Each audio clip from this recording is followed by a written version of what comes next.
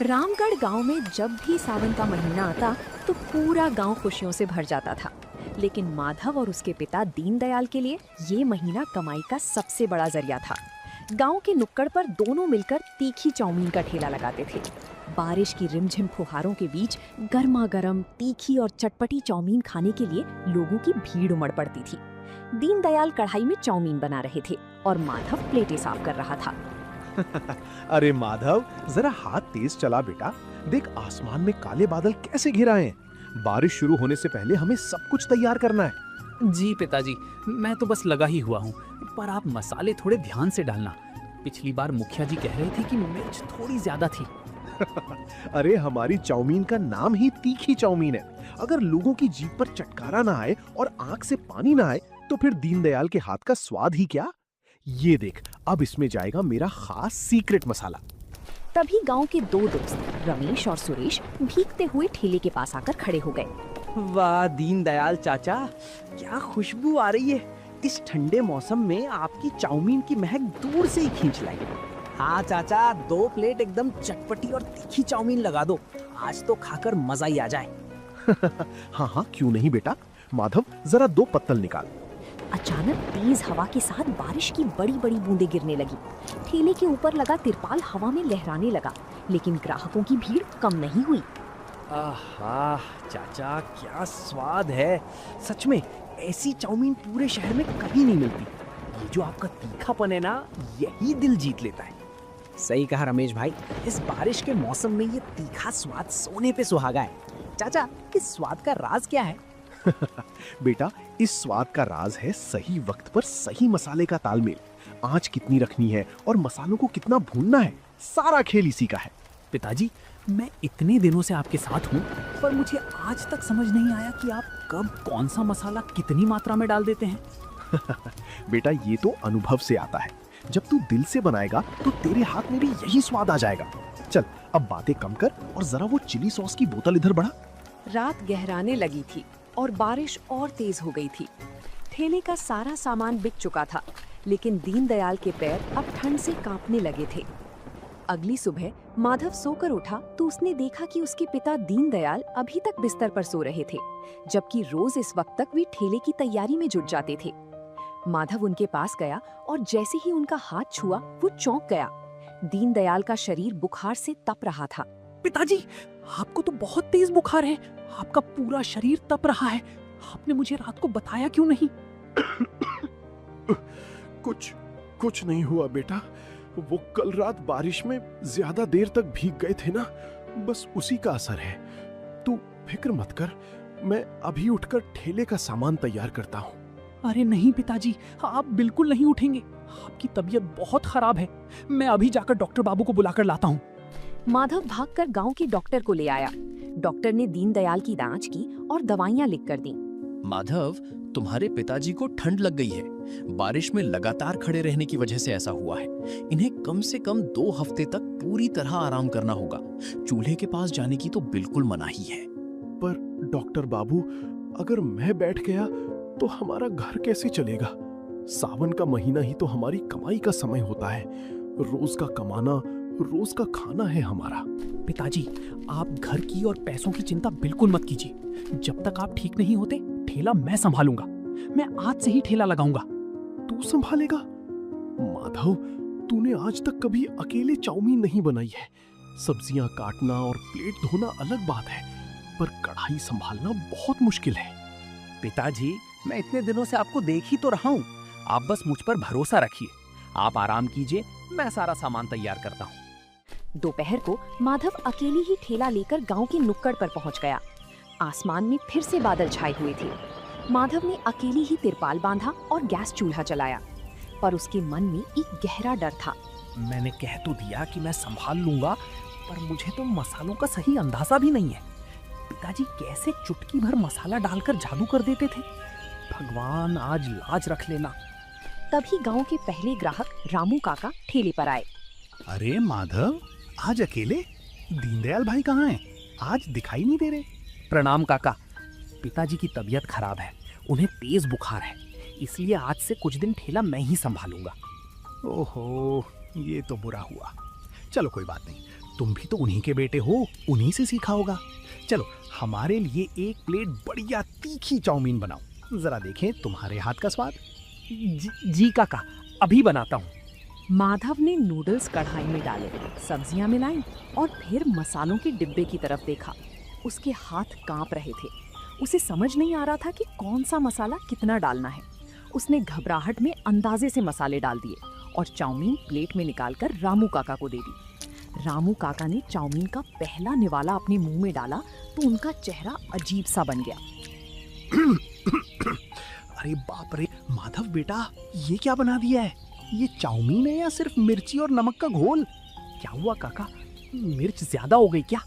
मैंने तो बस अंदाजे से। ज्यादा? बेटा मिर्च इतनी ज्यादा है कि जुबान जल गई, और नमक तो जैसे तुमने मुट्ठी भरकर डाल दिया है। दीनदयाल की चाउमीन तीखी जरूर होती थी, पर एक स्वाद होता था। इसमें तो सिर्फ कड़वाहट है। तभी ठेले पर दो और ग्राहक श्याम और गोपाल भी आ गए। उन्होंने रामू काका को खांसते हुए देखा। क्या हुआ रामू काका, आज चाउमीन कुछ ज्यादा ही तीखी बन गई क्या? माधव, हमारे लिए भी 2 प्लेट लगाओ भाई, जरा हम भी चखें। अरे श्याम, संभल कर खाना भाई, आज दीनदयाल नहीं है, माधव ने बनाई है। मेरे तो पेट में अभी से जलन होने लगी, मैं तो चला। काका पैसे मत दीजिए, मुझसे गलती हो गई। कोई बात नहीं माधव, पहली बार में ऐसा होता है। चलो हमारे लिए बनाओ, पर हाँ मिर्च और नमक जरा कम रखना। माधव ने गहरी सांस ली। इस बार उसने मिर्च बहुत कम डाली और नमक भी बिल्कुल थोड़ा सा डाला। उसने डरते डरते प्लेट श्याम और गोपाल की तरफ बढ़ाई। दोनों ने एक एक चम्मच खाई और एक दूसरे का मुंह देखने लगे। अरे माधव यार, इसमें तो कोई स्वाद ही नहीं है। ये तो बिल्कुल उबली हुई सिवई जैसी लग रही है। ना तीखापन है, ना वो मसालों की खुशबू। हाँ भाई, दीनदयाल चाचा की बात ही अलग है, उनके हाथ में जादू है। माधव, तुमसे नहीं हो पाएगा बेटा, तुम कल से अपनी दुकान बंद ही रखो, वरना जितने ग्राहक हैं सब टूट जाएंगे। श्याम और गोपाल प्लेट वहीं छोड़कर चले गए। माधव ठेले के कोने में बैठ गया। उसकी आंखों से आंसू झलक आए। रात को माधव जब खाली हाथ और उदास चेहरा लेकर घर पहुंचा तो दीनदयाल बिस्तर पर लेटे हुए उसका ही इंतजार कर रहे थे। माधव के उदास चेहरे को देखकर वे समझ गए कि आज कुछ ठीक नहीं हुआ है। आ गए माधव? क्या हुआ बेटा, आज चेहरा इतना उतरा हुआ क्यों है? दुकान पर सब ठीक रहा ना? नहीं पिताजी, मुझसे नहीं होगा, मैं आपका नाम डुबो दूंगा। आज जितने भी ग्राहक आए सबने मेरी बनाई चाउमीन की बुराई की। कोई कह रहा था मिर्च ज्यादा है, तो कोई कह रहा था कि इसमें कोई स्वाद ही नहीं है। बस इतनी सी बात पर हार मान गया? बेटा, खाना बनाना सिर्फ पेट भरने का साधन नहीं है, ये कला है। जब तक तू डरकर बनाएगा स्वाद कभी नहीं आएगा। पर पिताजी, मुझे आपके मसालों का अंदाजा ही नहीं है। आप जब बनाते हैं तो खुशबू दूर दूर तक जाती है। मेरे हाथ से वो बात क्यों नहीं आती? क्योंकि तू सिर्फ मसालों को कढ़ाई में डाल रहा है, उन्हें समझ नहीं रहा। सुन, मेरी अलमारी के पीछे एक पुराना डिब्बा रखा है, उसे लेकर आ। माधव उठा और अलमारी के पीछे से एक छोटा पुराना लोहे का डिब्बा निकाल लाया। उसने उसे अपने पिता के हाथ में दिया। ये देख माधव, ये है हमारी तीखी चाउमीन की जान। लोग समझते हैं कि मैं सिर्फ लाल मिर्च डालता हूँ, लेकिन इस डिब्बे में सूखी लाल मिर्च के साथ साथ भुनी हुई काली मिर्च, थोड़ा सा अमचूर और एक खास जड़ी बूटी का पाउडर है, जो तीखेपन को गले में चुभने नहीं देता बल्कि स्वाद बढ़ाता है। अच्छा, तो ये राज था। पर पिताजी, इसे कढ़ाई में डालना कब है और कितनी मात्रा में? यही तो सबसे बड़ी सीख है। जब तेल में लहसुन और प्याज पूरी तरह भुन जाए और सब्जियां हल्की कच्ची रहें, ठीक उसी वक्त ये मसाला डालना है। ज्यादा भुनोगे तो मसाला जल जाएगा और कड़वा हो जाएगा। और मात्रा एक प्लेट में सिर्फ आधी छोटी चम्मच। पिताजी, क्या मैं कल फिर से कोशिश करूं?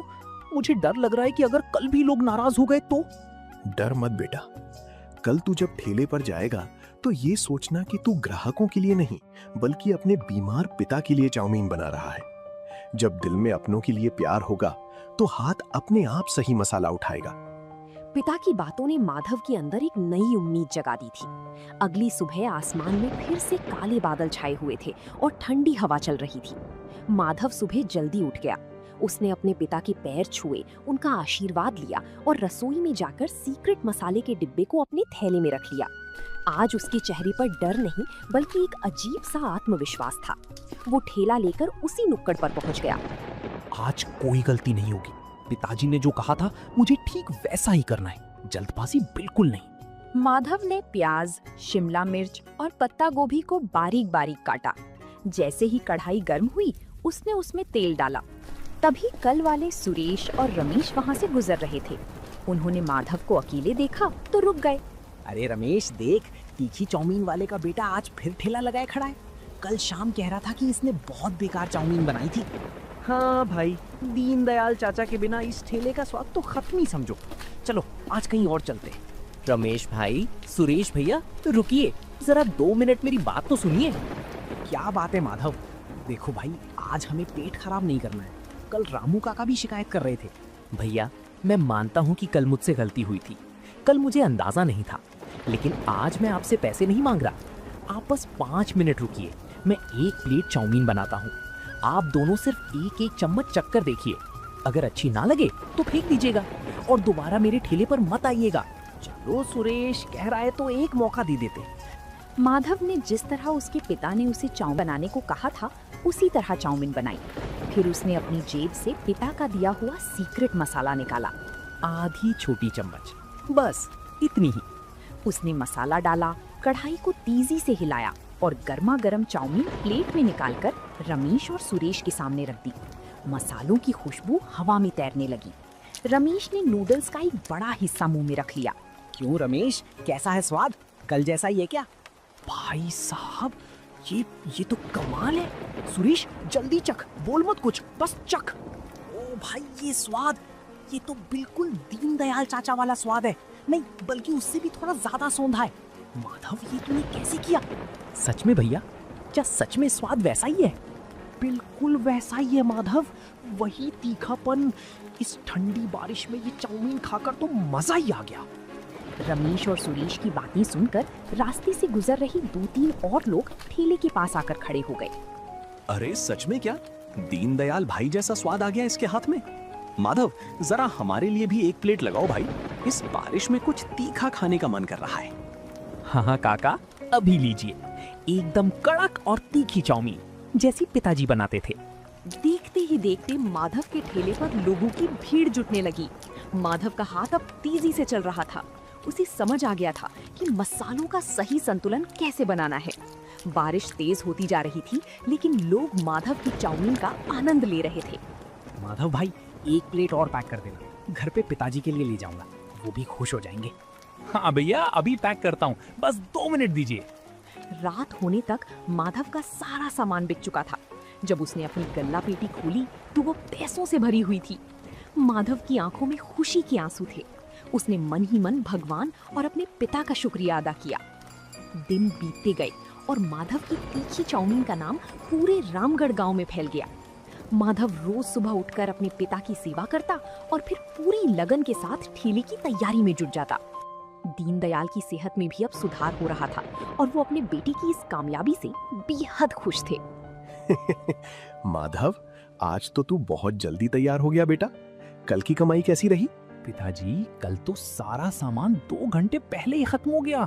लोग दूर दूर से आ रहे हैं। ये सब आपके आशीर्वाद और उस सीक्रेट मसाले का जादू है। ये तेरी मेहनत का फल है माधव, लेकिन याद रखना, जब काम अच्छा चलने लगता है तो जिम्मेदारियां और बढ़ जाती हैं। कभी भी स्वाद और सफाई से समझौता मत करना। आप बिल्कुल फिक्र मत कीजिए पिताजी, मैं आपकी हर सीख को याद रखता हूँ। माधव अपना ठेला लेकर नुक्कड़ पर पहुंचा। बारिश की हल्की फुहारें गिर रही थीं। तभी गांव के मुखिया जी के बड़े भाई ठाकुर भानु प्रताप अपनी गाड़ी से वहां रुके। उनके साथ 2 और लोग थे। अरे माधव, सुना है तुम्हारी तीखी चाउमीन ने पूरे गांव में तहलका मचा रखा है। हमारे मेहमान आए हैं शहर से, उनके लिए 3 प्लेट एकदम चटपटी और अपनी सबसे बेहतरीन चाउमीन लगाओ। प्रणाम ठाकुर साहब, अभी बनाता हूँ, आप लोग रुकिए, मैं बस 5 मिनट में लेकर आता हूँ। माधव ने पूरे दिल से चाउमीन बनाई और बड़ी सलीके से प्लेट सजाकर ठाकुर साहब के सामने रखी। भानु प्रताप ने जैसे ही चाउमीन का 1 चम्मच खाया तो वो खुश हो गए।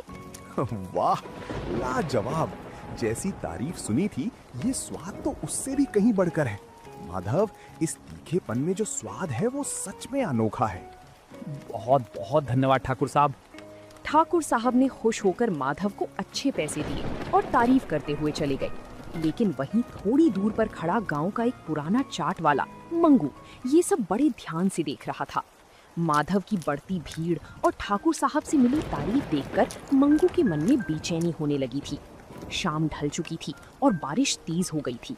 माधव के ठेले पर ग्राहकों की लाइन लगी हुई थी। मंगू का चाट का ठेला, जो कभी गांव में सबसे मशहूर हुआ करता था, आज बिल्कुल खाली पड़ा था। कल का आया हुआ लड़का और देखो कैसे पूरे गांव को अपनी उंगलियों पर नचा रहा है। मेरी दुकान पर कोई झांकने तक नहीं आ रहा। अगर ऐसा ही रहा तो मेरा तो धंधा ही चौपट हो जाएगा। तभी मंगू का एक पुराना मददगार जग्गू वहां आकर खड़ा हुआ।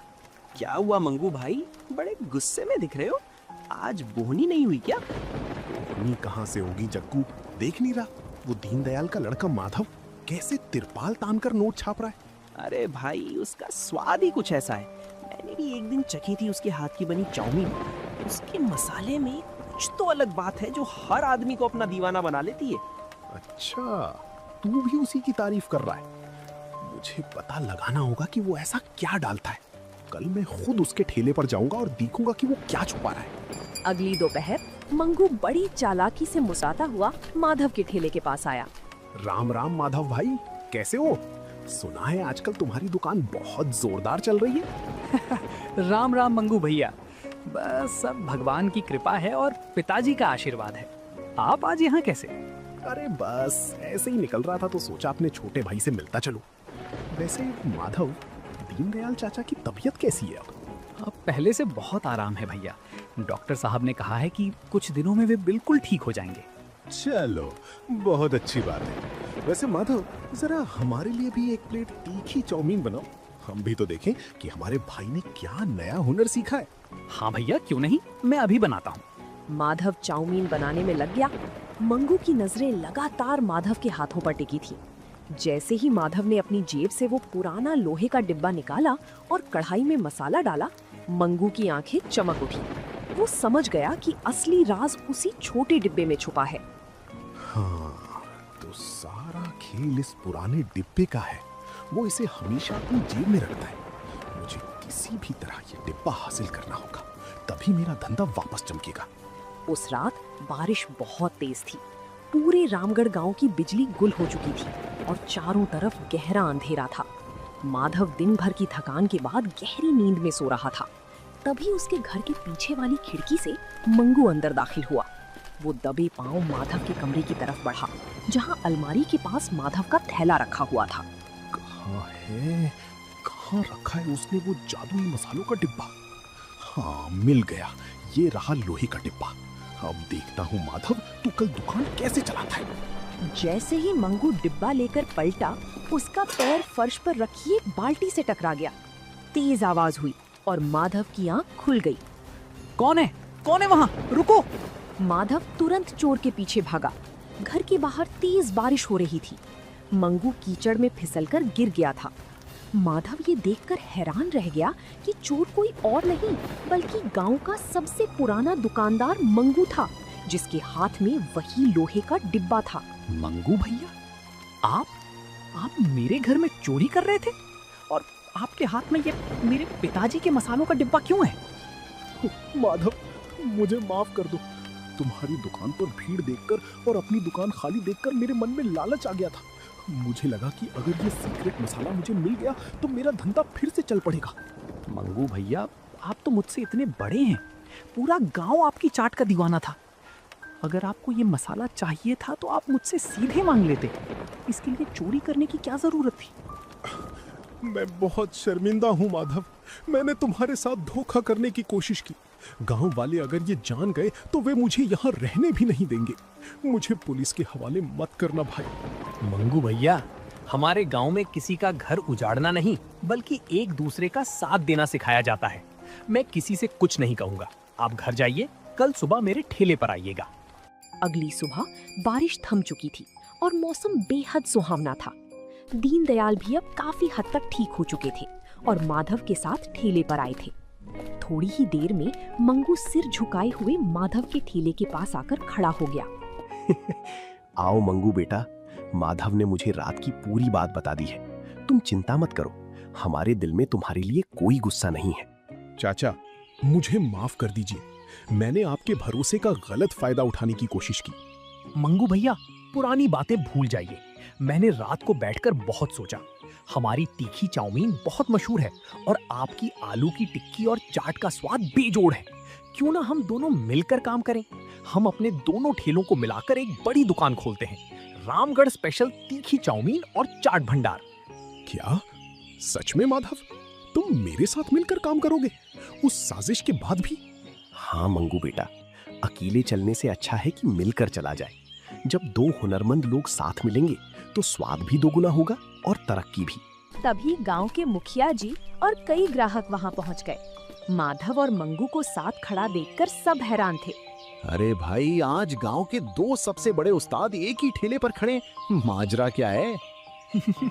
मुखिया जी, आज से हम दोनों मिलकर गांव वालों को स्वाद का नया जायका देंगे।